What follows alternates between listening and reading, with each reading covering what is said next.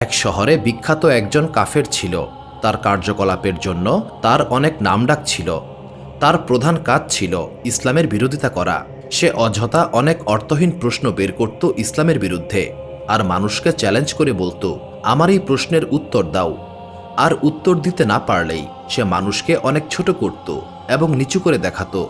একবার এমন 3টি প্রশ্ন সে বের করে যার উত্তর সেই সময়ের অনেক বড় বড় আলেমের কাছেও ছিল না, আর এই কারণে তার দম্ভ অনেক বেড়ে যায়। তার প্রথম প্রশ্ন ছিল, কেউ আল্লাহকে দেখেনি, তাহলে একজন মানুষ কিভাবে আল্লাহকে না দেখে কালেমাতে তার ব্যাপারে সাক্ষ্য দেয় যে আল্লাহ ছাড়া কোনো মাবুদ নেই?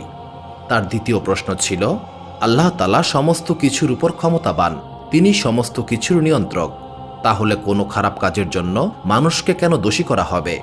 তার তৃতীয় প্রশ্ন ছিল, শয়তান আগুনের তৈরি, আল্লাহ তাআলা বলেন, কিয়ামতের দিনে শয়তানকে